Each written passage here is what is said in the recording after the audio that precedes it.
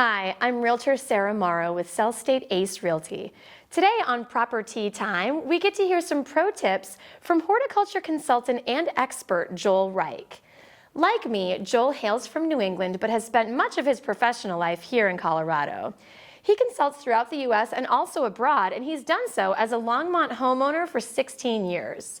Joel holds a master's degree in horticulture science and is faculty at Colorado State University. He and his pet snakes spend half the year in Cuenca, Ecuador, and half the year here in Colorado. He is especially passionate about mastering mushroom types for foraging, grafting and pruning his way to the perfect apple, and finding pockets of feral asparagus clumps that grow around our many ditches across the Front Range. You'll want to watch this episode from start to finish at least once, because this guy knows his stuff, and he can help you increase your home's curb appeal and your home's value.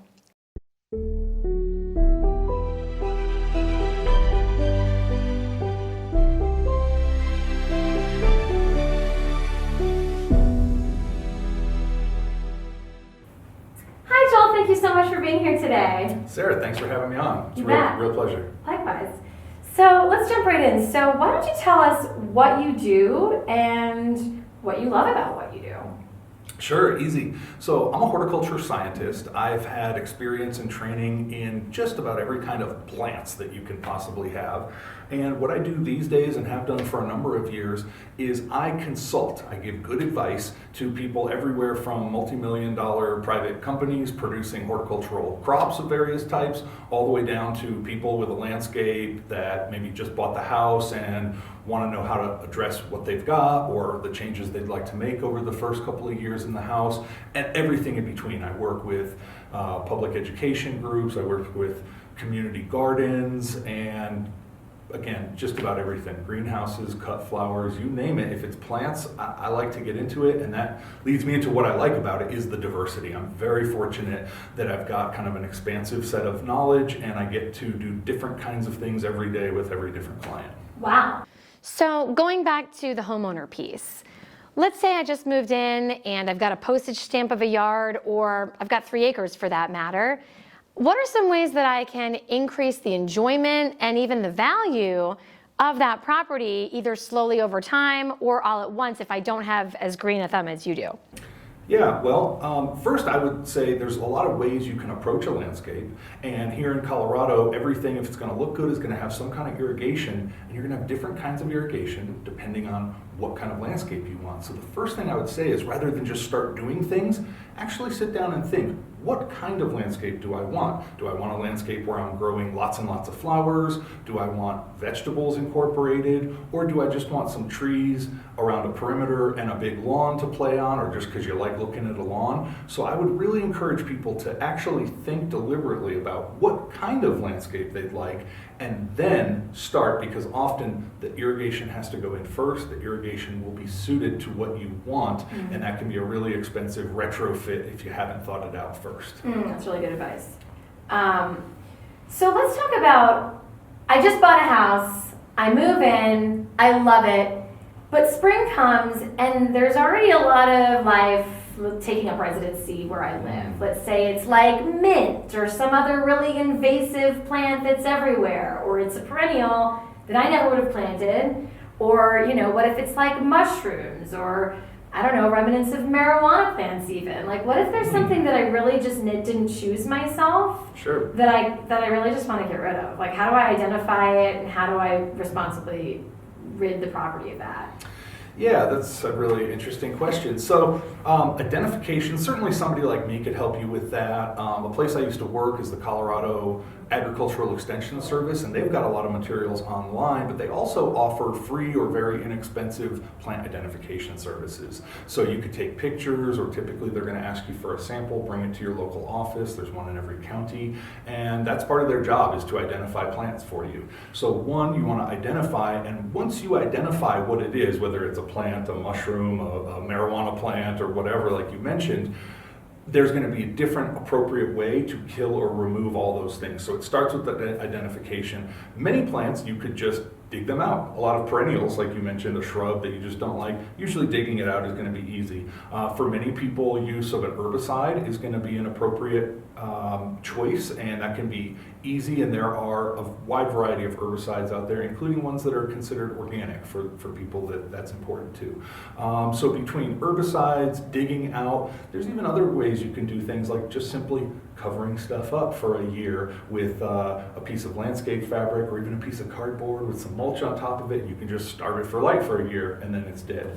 And mushrooms, for what it's worth, are really easy to get rid of if you got some mushrooms. And there are both fungicides, but there's also organic products that would work fungicidally to address mushrooms that are undesired.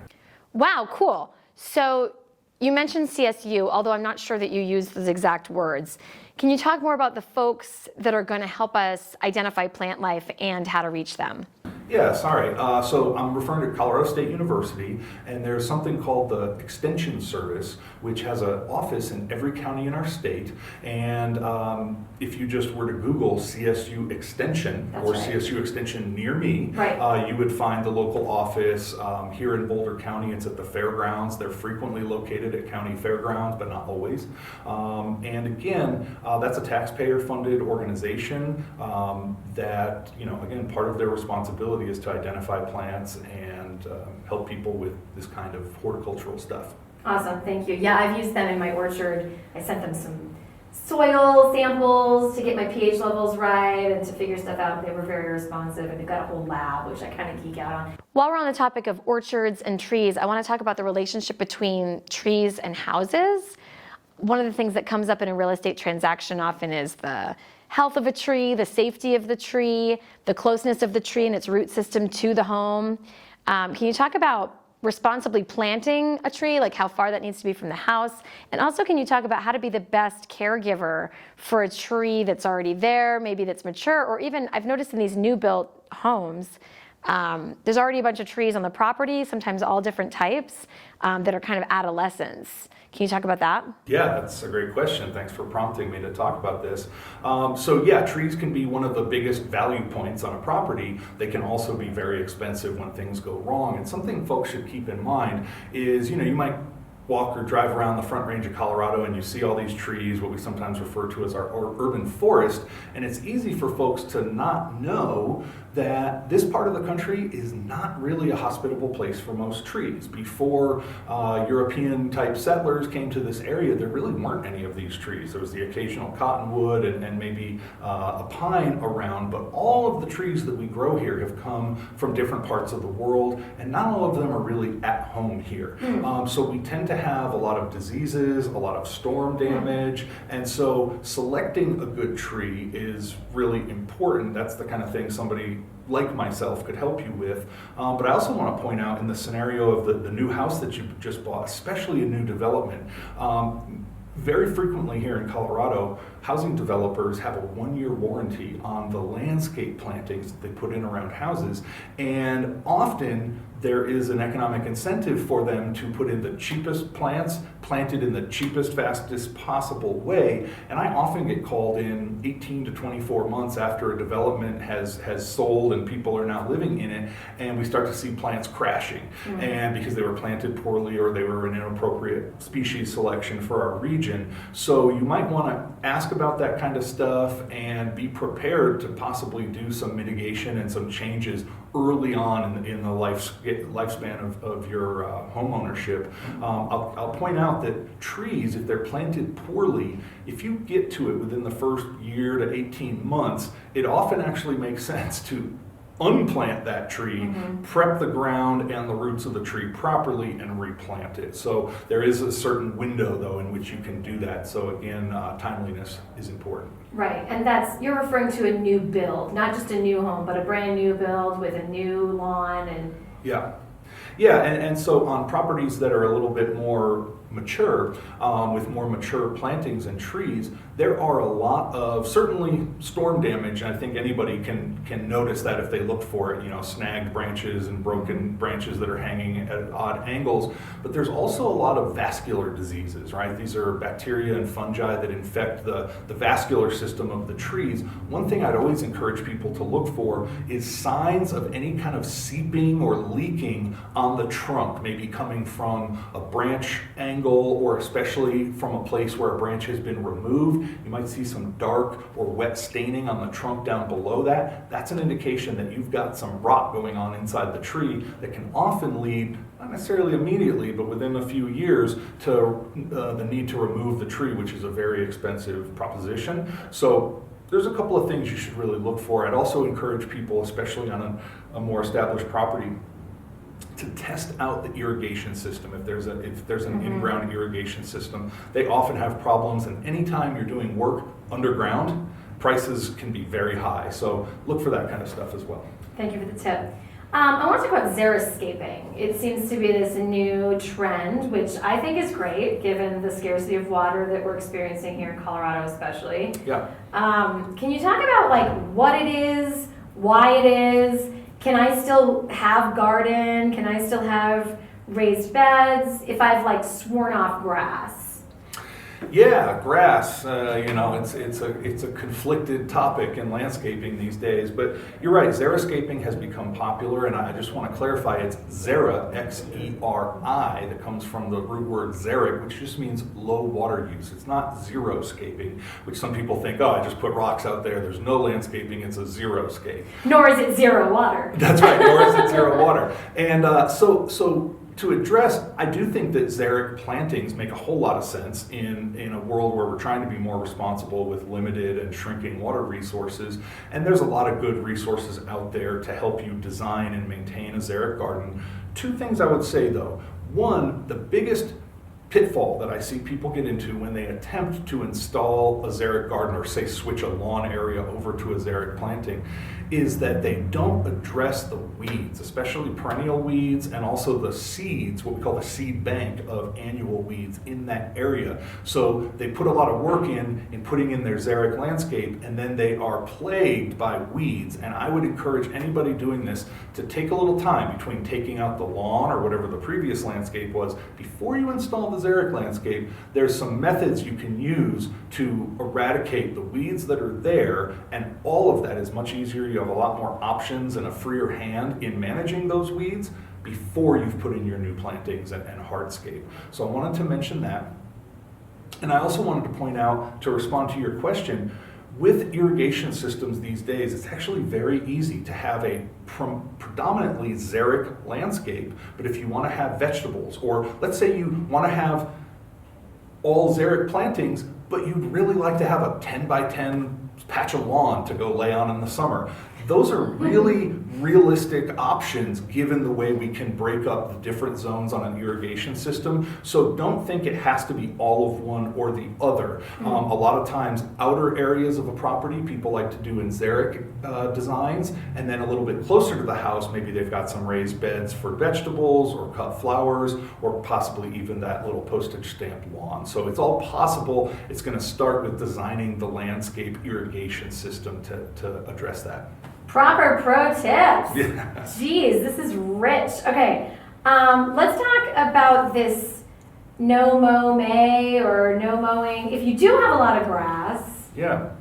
am I overwatering my grass now that I'm a Coloradan? Am I mowing too frequently? Am I mowing too early in the season? We're getting so much rain, I couldn't even mow this week if I wanted to. So can you talk a little bit about mowing and why people wait to mow? I don't really get that.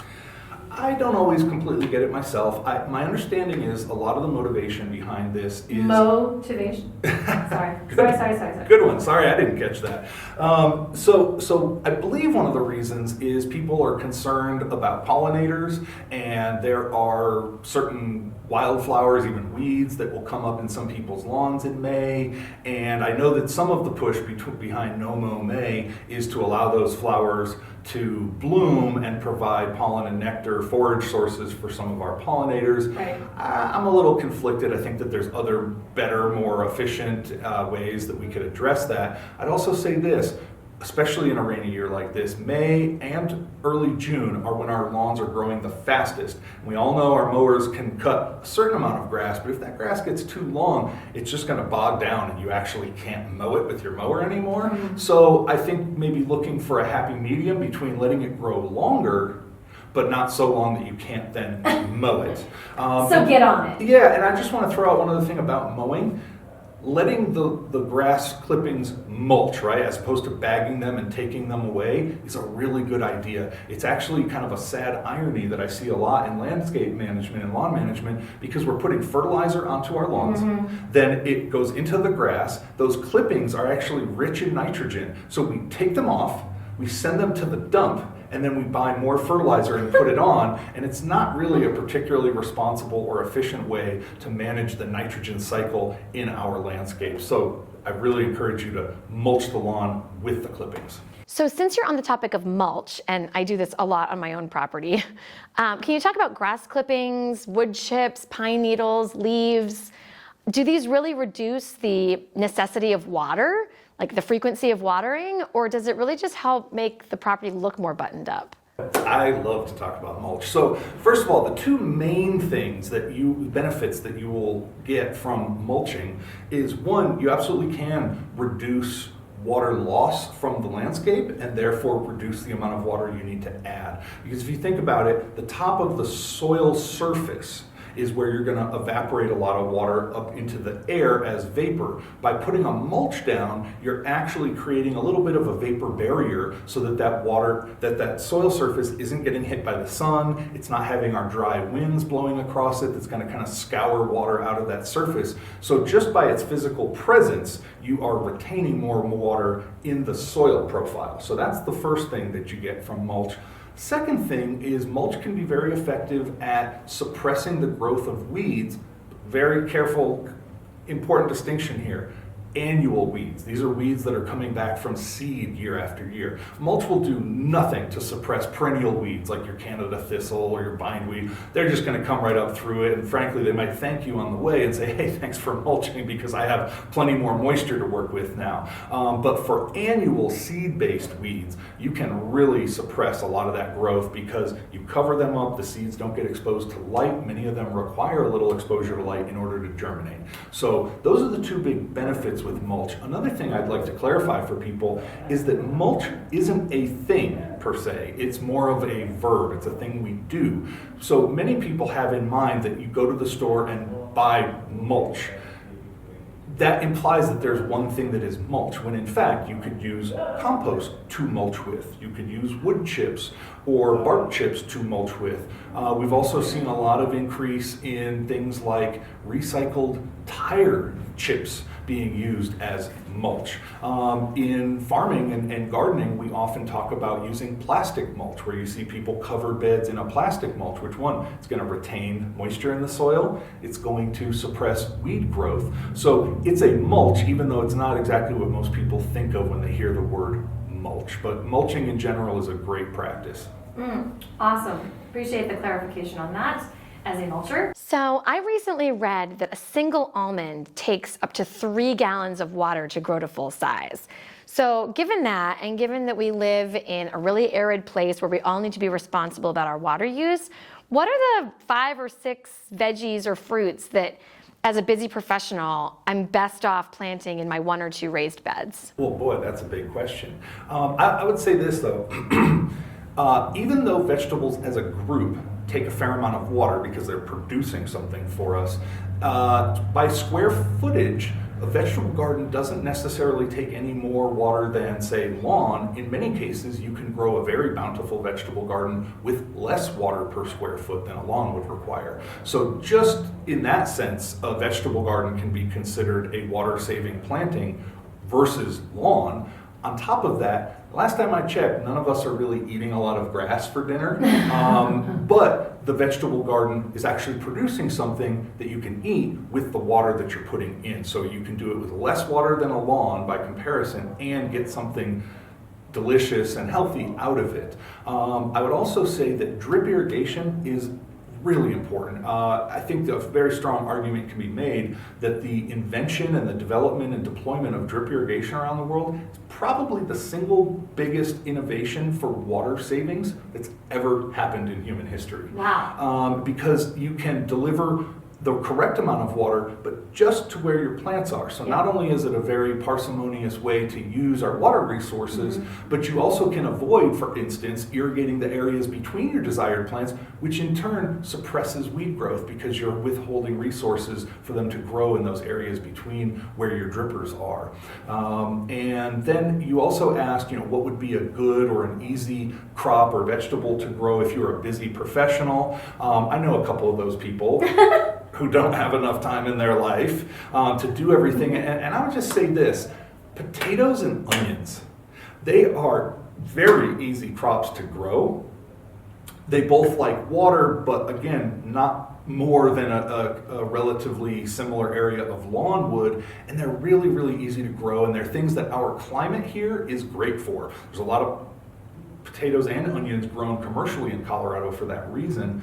And I used to avoid growing those two crops for many years as a gardener because I thought, well, they're so pedestrian. How much better could a garden potato be than a grocery store potato? Or the same thing with onions. And then it was like 20 years ago I realized what a bonehead I'd been, because actually they are wonderful. And I won't go on and regale you with tales of delicious potatoes and onions, but of course they cook up nicely together. Most meals go well with a side of potatoes and onions, and they're pretty darn easy. So I would encourage, if you just wanted to do one little plot of something productive, try some potatoes and onions. Pedestrian? I love that. I'm stealing that. This is pretty pedestrian. I've seen you on YouTube do some grafting. And I admit, as an orcharder, I look at that like wizardry, like magic. You made a crabapple, peach, plum tree out of an apple tree. And I guess I'm curious, if I'm a new homeowner in a new property, could such a tree with a lot of variety, if I could get the grafting right, become an asset? So that's a big, huge question that I want to talk about.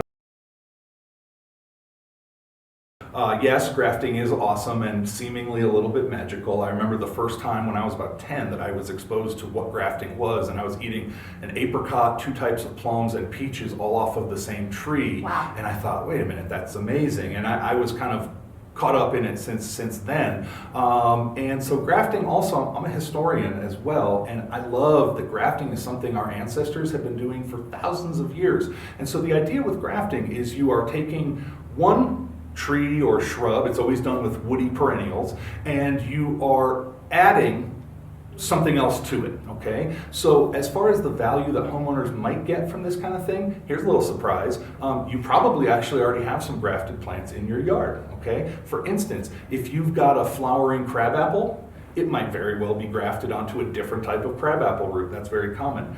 Almost every rose bush that is sold has been grafted. And it's a good example of why we graft, okay? So in developing really lovely showy roses with nice aromas, for instance, often the plant itself and its root system becomes a little bit of a weakling, and it gets prone to all kinds of diseases, to being fussy about the soils or the climate it's planted in. So what's typically done with roses is you take a wild rose that is just tough as nails.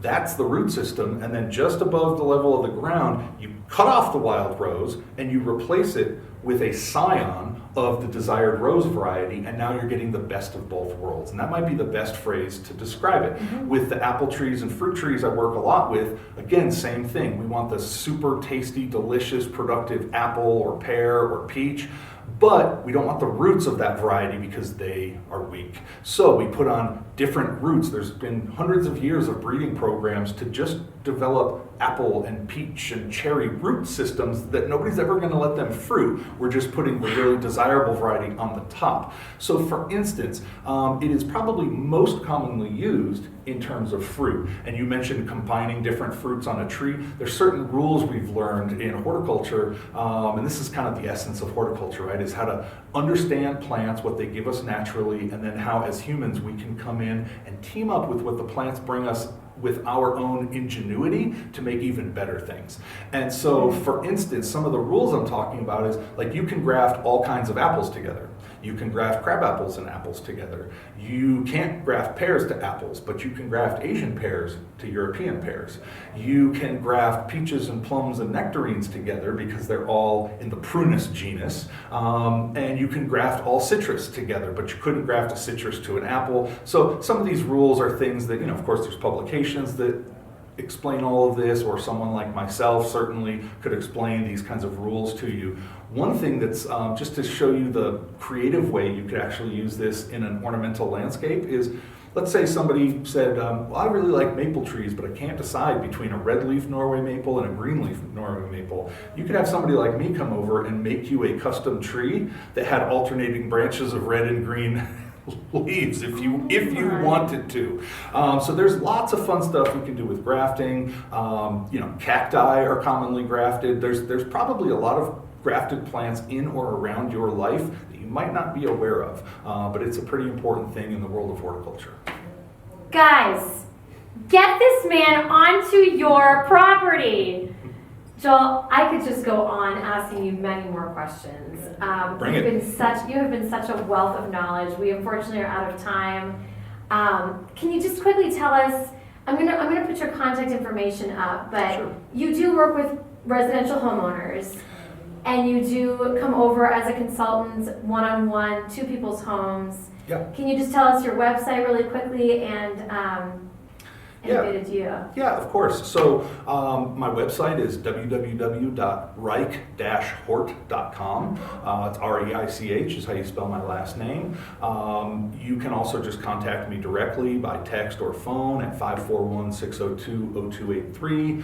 You'll also find various videos online that I've done. And I absolutely do. I mean, I mentioned that I work with these multi-million-dollar companies, but that's fun and it pays the bills, but I also get a lot of pleasure about working with homeowners. I do things with groups of homeowners. Sometimes it's more cost effective if a whole bunch of people in the neighborhood have similar issues going on. Pay me once and everybody comes to the session. I don't mind doing that. For me, it's about getting the information out there. We've all got to pay bills, but I'm really about the education. So yeah, I'd be happy to help anybody with that kind of thing. And if you think something is a little bit odd or you haven't had good success getting clear answers from somebody else, that's exactly the place where you might want to call me or someone like me. Pick up that red phone and call me, say, Joel, I've got a horticulture issue. I need it addressed right the first time. And I'll just say this too, one of my great joys in life is helping people fix problems. But even better than that is avoiding problems in the first place with timely, good advice. So I hope there's people out there who can either utilize my services or those of someone like me to avoid problems with timely advice. I can't think of a single homeowner who wouldn't benefit from you. Thank you so much, Joel, for being here. That's the proper tea.